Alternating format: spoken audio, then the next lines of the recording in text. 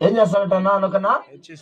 ఇప్పుడు దేవుడు నిన్ను హెచ్చించాలంటే, దేవుడు నన్ను హెచ్చించాలంటే, దేవుడు మీ కష్టార్థం హెచ్చించాలంటే, దేవుడు మీ పిల్లల్ని హెచ్చించాలంటే, దేవుడు మీ సంసారాన్ని హెచ్చించాలంటే ఇప్పుడు మీరేం చేయాలా?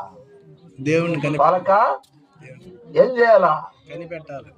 ఆయన కోసం కనిపెట్టుకోవాలి. ఎవరి కోసం కుమారా? దేవుని కోసం. కనిపెట్టుకున్నావా లేదా? కనిపెట్టుకుంటే ఏం చేస్తాడు? హెచ్చించబడ్డావా తగ్గించబడ్డావా? ఈరోజు నువ్వు హెచ్చించబడ్డావు అంటే దానికి అర్థం ఏందో తెలుసా?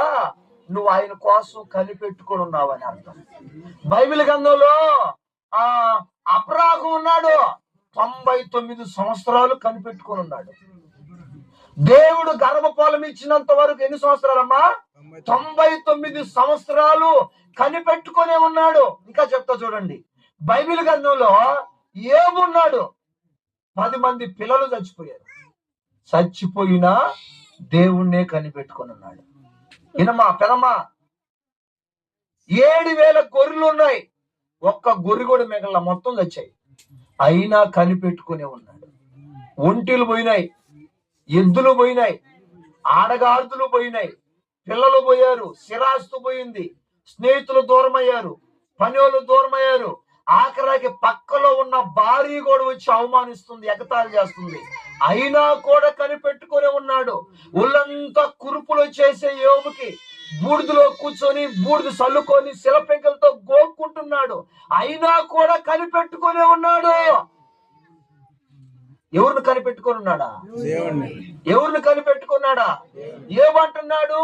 యెహోవా ఇచ్చును, యెహోవా తీసుకొని పోయిను, ఆయన నామానికే స్తుతి కలుగును గాక అని చెప్పి ఆ లాస్ట్ లో ఒక మాట అన్నాడు.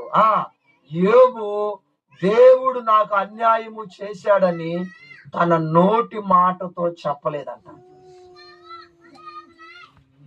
అర్థమవుతుందమ్మా? ఏం చేయాలి నువ్వు? ఎన్ని రోగాలు వచ్చినా కనిపెట్టుకునే ఉండాల, ఎన్ని అప్పులైనా కనిపెట్టుకునే ఉండాల, ఎన్ని సమస్యలైనా కనిపెట్టుకునే ఉండాల. నీకు మేలు జరిగినా కీడు జరిగినా ఆయన్ని కనిపెట్టుకునే ఉండాల. అలా యోబు కుటుంబం కుప్పగూలిపోతే, యోబు కంటూ సంతోషము లేక కన్నీటి మయంలో మునిగిపోతే, అలాంటి పరిస్థితుల్లో కూడా, అలాంటి కష్టాల్లో కూడా, అలాంటి అవమానంలో కూడా యేసయ్యని కనిపెట్టుకున్న యోబును దేవుడు ఏం చేశాడు తెలుసా? ఆ చివరి అధ్యాయంలో మనం చదువుకుంటే 2 దేవుడు ఆశీర్వదించాడంట. నేనంటాను, యోబును హెచ్చించాడా శిక్షించాడా? హెచ్చించాడు. అబ్రాహాము